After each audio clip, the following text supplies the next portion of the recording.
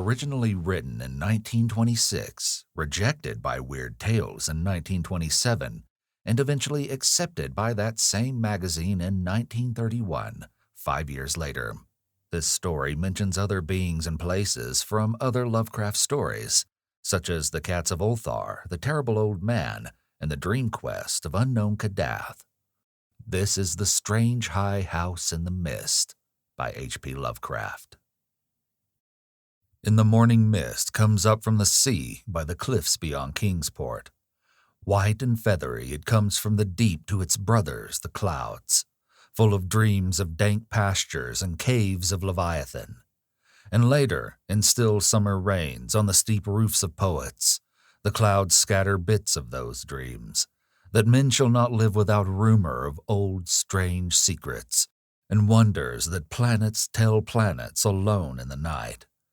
When tales fly thick in the grottos of Tritons, and conches and seaweed cities blow wild tunes learned from the elder ones, then great eager mists flock to heaven laden with lore, and oceanward eyes on the rocks see only a mystic whiteness, as if the cliff's rim were the rim of all earth, and the solemn bells of buoys tolled free in the ether of fairy.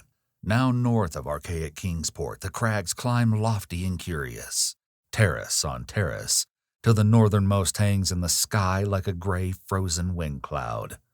Alone it is, a bleak point jutting in limitless space. For there the coast turns sharp where the great Miskatonic pours out of the plains past Arkham, bringing woodland legends and little quaint memories of New England's hills. The sea folk in Kingsport look up at that cliff as other sea folk look up at the pole star, and time the night's watches by the way it hides or shows the great bear, Cassiopeia, and the dragon. Among them it is one with the firmament, and truly, it's hidden from them when the mist hides the stars or the sun. Some of the cliffs they love is that whose grotesque profile they call Father Neptune, or that whose pillared steps they term the causeway. But this one they fear, because it's so near the sky. The Portuguese sailors coming in from a voyage cross themselves when they first see it, and the old Yankees believe it would be a much graver matter than death to climb it, if indeed that were possible. Nevertheless, there's an ancient house on that cliff, and at evening men see lights in the small paned windows. The ancient house has always been there, and people say one dwells therein who talks with the morning mists that come up from the deep, and perhaps see singular things oceanward at those times when the cliff's rim becomes the rim of all earth, and solemn buoys toll free in the wide ether of fairy. This they tell from hearsay, for that forbidding crag is always unvisited, and natives dislike to train telescopes on it. Some boarders have indeed scanned it with jaunty binoculars, but have never seen more than the gray primeval roof, peaked and shingled, whose eaves come nearly to the gray foundations, and the dim yellow light of the little windows peeping out from under those eaves in the dusk. These summer people don't believe that the same one has lived in the ancient house for hundreds of years, but cannot prove their heresy to any real Kingsporter. Even the terrible old man who talks to leaden pendulums in bottles, buys groceries with centuried Spanish gold, and keeps stone idols in the yard of his antediluvian cottage in Water Street, can only say these things were the same when his grandfather was a boy, and that must have been inconceivable ages ago, when Belcher or Shorley or Pownall or Bernard was governor of His Majesty's province of the Massachusetts Bay. Then, one summer, there came a philosopher into Kingsport. His name was Thomas Olney, and he taught ponderous things in a college by Narragansett Bay. With stout wife and romping children he came, and his eyes were weary with seeing the same things for many years, and thinking the same well-disciplined thoughts. He looked at the mists from the diadem of Father Neptune, and tried to walk into their white world of mystery along the tightened steps of the causeway. Morning after morning he would lie on the cliffs and look over the world's rim at the cryptical ether beyond, listening to spectral bells and the wild cries of what might have been gulls. Then, when the mist would lift and the sea stand out prosy with the smoke of steamers, he would sigh and descend to the town, where he loved to tread the narrow olden lanes up and down hill, and study the crazy tottering gables and odd pillared doorways which had sheltered so many generations of sturdy sea folk. And he even talked with the terrible old man, who was not fond of strangers and was invited into his fearsomely archaic cottage, where low ceilings and wormy paneling hear the echoes of disquieting soliloquies in the dark, small hours. Of course, it was inevitable that Olney should mark the gray, unvisited cottage in the sky on that sinister northward crag which is one with the mists and the firmament. Always over Kingsport it hung, and always its mystery sounded in whispers through Kingsport's crooked alleys. The terrible old man wheezed a tale that his father had told him, of lightning that shot one night up from that peaked cottage to the clouds of higher heaven, and Granny Orne, whose tiny gambrel-roofed abode in Ship Street is all covered with moss and ivy, croaked over something her grandmother had heard at second-hand about shapes that flapped out of the eastern mists, straight into the narrow single door of that unreachable place. For the door is set close to the edge of the crag toward the ocean, and glimpsed only from ships at sea. At length, being avid for new strange things, and held back by neither the Kingsporter's fear nor the summer boarder's usual indolence, Olney made a very terrible resolve. Despite a conservative training, or because of it, for humdrum lives breed wistful longings of the unknown, he swore a great oath to scale that avoided northern cliff and visit the abnormally antique gray cottage in the sky. Very plausibly, his saner self argued that the place must be tenanted by people who reached it from inland along the easier ridge beside the Miskatonic's estuary. Probably they traded in Arkham, knowing how little Kingsport liked their habitation, or perhaps being unable to climb down the cliff on the Kingsport side.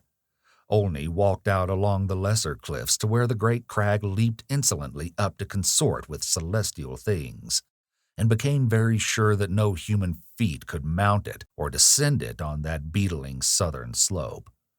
East and north it rose thousands of feet vertically from the water, so only the western side, inland and toward Arkham, remained. One early morning in August, Olney set out to find a path to the inaccessible pinnacle. He worked northwest along pleasant back roads, past Hooper's Pond and the old brick powder house, to where the pastures slope up to the ridge above the Miskatonic, and give a lovely vista of Arkham's white Georgian steeples across leagues of river and meadow. Here he found a shady road to Arkham, but no trail at all in the seaward direction he wished.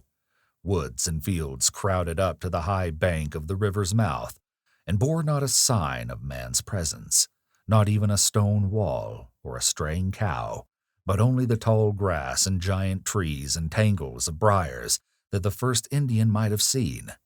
As he climbed slowly east, higher and higher above the estuary on his left, and nearer the sea, he found the way growing in difficulty, till he wondered how ever the dwellers in that disliked place managed to reach the world outside, and whether they came often to market in Arkham. Then the trees thinned, and far below him on his right he saw the hills and antique roofs and spires of Kingsport. Even Central Hill was a dwarf from this height, and he could just make out the ancient graveyard by the Congregational Hospital, beneath which rumor said some terrible caves or burrows lurked. Ahead lay sparse grass and scrub blueberry bushes, and beyond them the naked rock of the crag and the thin peak of the dreaded gray cottage. Now the ridge narrowed, and Olney grew dizzy at his loneliness in the sky. South of him the frightful precipice above Kingsport, north of him the vertical drop of nearly a mile to the river's mouth. Suddenly a great chasm opened before him, 10 feet deep, so that he had to let himself down by his hands and drop to a slanting floor, and then crawl perilously up a natural defile in the opposite wall.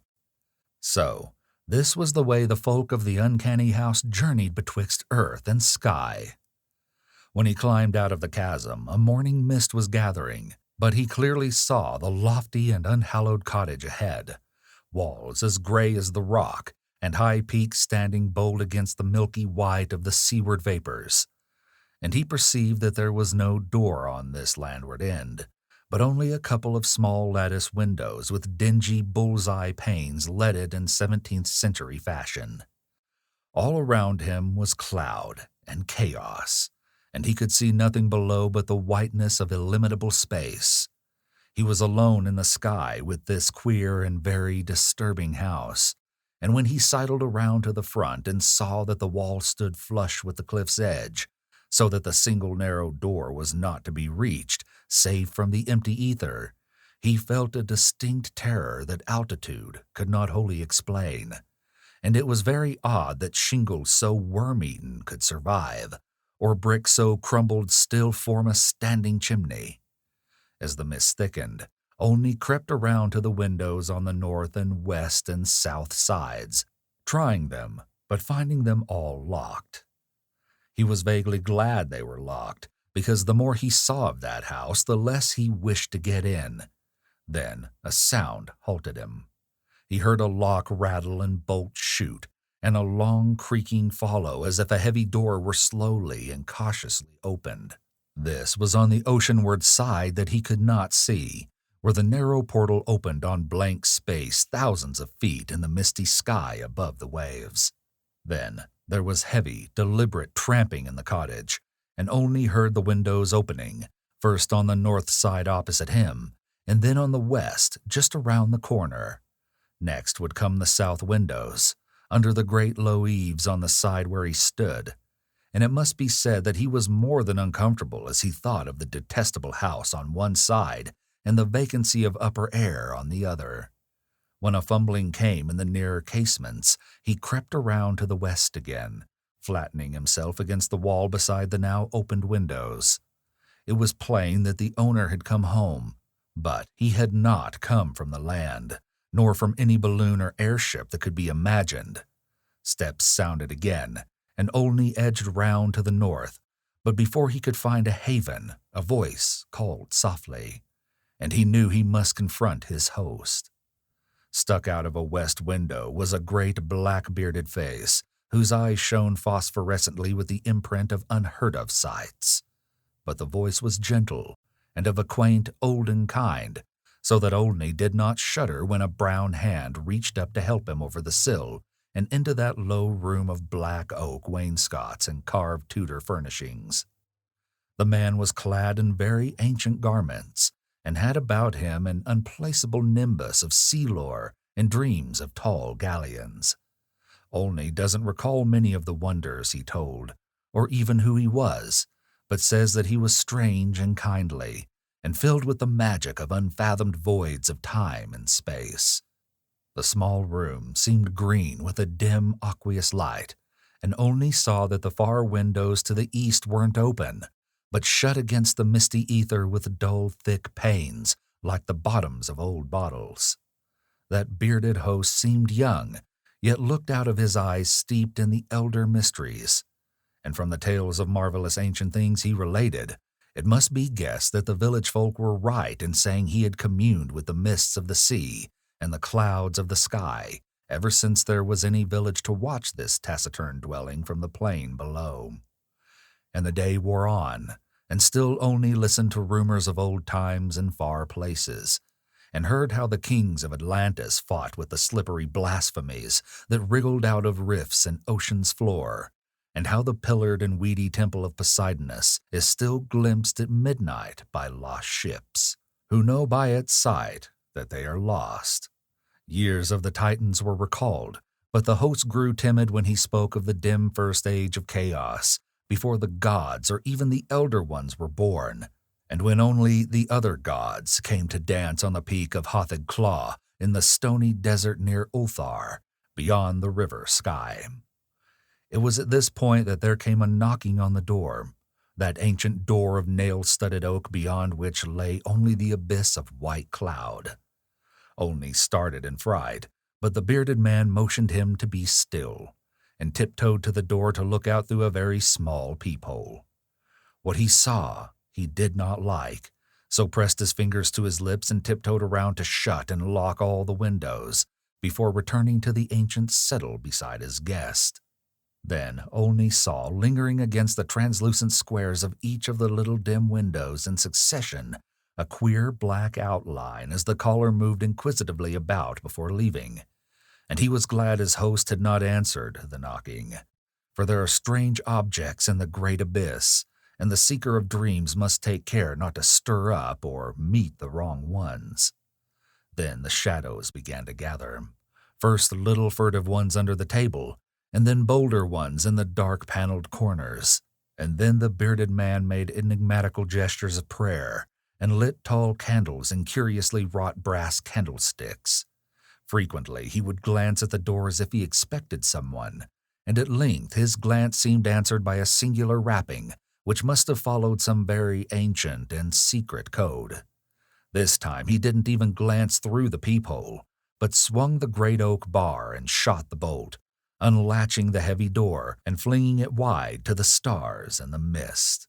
And then to the sound of obscure harmonies there floated into that room from the deep all the dreams and memories of earth's sunken mighty ones, and golden flames played about weedy locks, so that Olney was dazzled as he did them homage. Trident-bearing Neptune was there, and sportive Tritons and fantastic Nereids, and upon dolphins' backs was balanced a vast crenulate shell, wherein rode the gray and awful form of primal Nodens, lord of the great abyss. And the conches of the Tritons gave weird blasts, and the Nereids made strange sounds by striking on the grotesque resonant shells of unknown lurkers in black sea caves.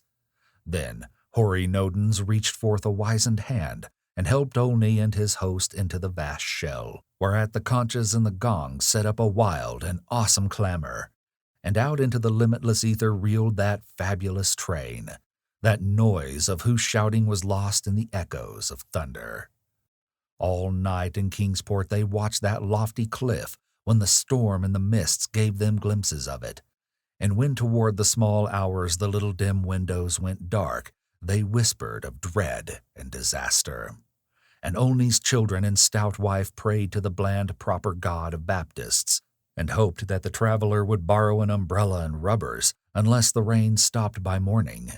Then dawn swam dripping and mist-wreathed out of the sea, and the buoys told solemn in vortices of white ether. And at noon elfin horns rang over the ocean as Olney, dry and light-footed, climbed down from the cliffs to antique Kingsport with a look of far places in his eyes. He couldn't recall what he'd dreamed in the sky-perched hut of that still nameless hermit, or say how he'd crept down that crag untraversed by other feet, nor could he talk of these matters at all, save with the terrible old man, who afterward mumbled queer things in his long white beard, vowing that the man who came down from that crag was not wholly the man who went up, and that somewhere under that gray peaked roof, or amidst inconceivable reaches of that sinister white mist, there lingered still the lost spirit of him who was Thomas Olney. And ever since that hour, through dull dragging years of grayness and weariness, the philosopher has labored and eaten and slept and done uncomplaining the suitable deeds of a citizen. Not any more does he long for the magic of farther hills, or sigh for secrets that peer like green reefs from a bottomless sea. The sameness of his days no longer gives him sorrow, and well-disciplined thoughts have grown enough for his imagination. His good wife waxes stouter, and his children older and prosier and more useful, and he never fails to smile correctly with pride when the occasion calls for it. In his glance there is not any restless light, and if he ever listens for solemn bells or far elfin horns, it's only at night, when old dreams are wandering. He's never seen Kingsport again, for his family disliked the funny old houses and complained that the drains were impossibly bad. They have a trim bungalow now at Bristol Highlands, where no tall crags tower, and the neighbors are urban and modern. But in Kingsport strange tales are abroad, and even the terrible old man admits a thing untold by his grandfather. For now, when the wind sweeps boisterous out of the north past the high ancient house that is one with the firmament, there is broken at last that ominous brooding silence, ever before the bane of Kingsport's maritime cotters. And old folk tell of pleasing voices heard singing there, and of laughter that swells with joys beyond earth's joys, and say that at evening the little low windows are brighter than formerly. They say, too, that the fierce aurora comes oftener to that spot, shining blue in the north with visions of frozen worlds, while the crag and the cottage hang black and fantastic against wild coruscations. And the mists of the dawn are thicker, and sailors are not quite so sure that all the muffled seaward ringing is that of the solemn buoys. Worst of all, though, is the shriveling of old fears in the hearts of Kingsport's young men, who grow prone to listen at night to the north wind's faint, distant sounds.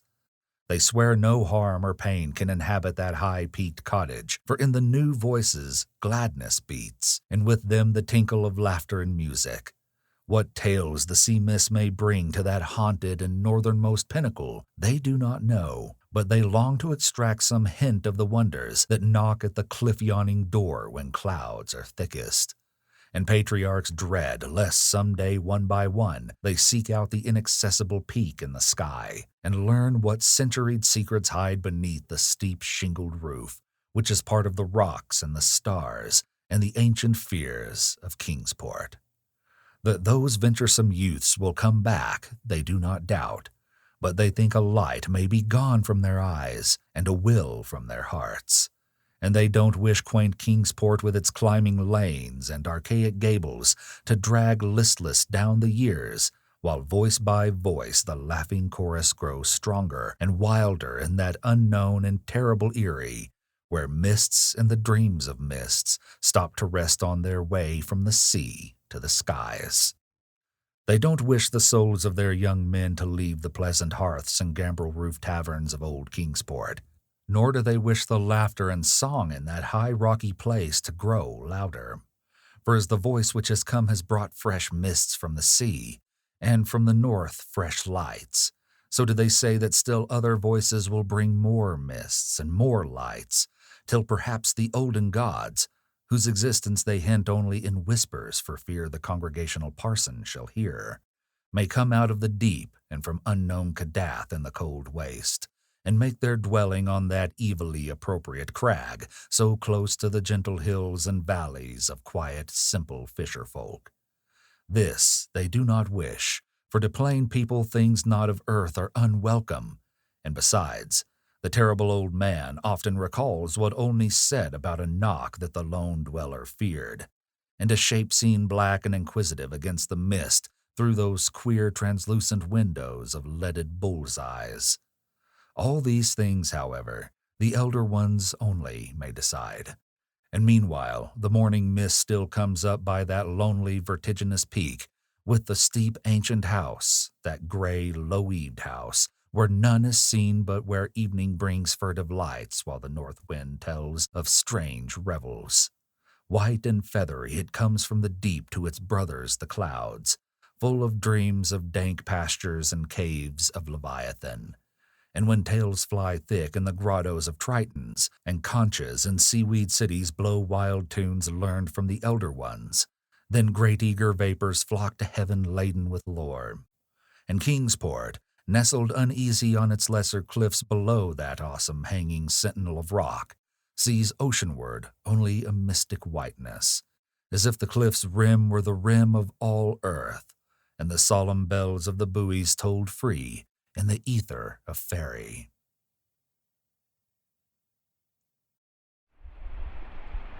Thank you for listening to the Dark Volumes podcast. Please spread the word. Madness does love company, and we'll talk again soon.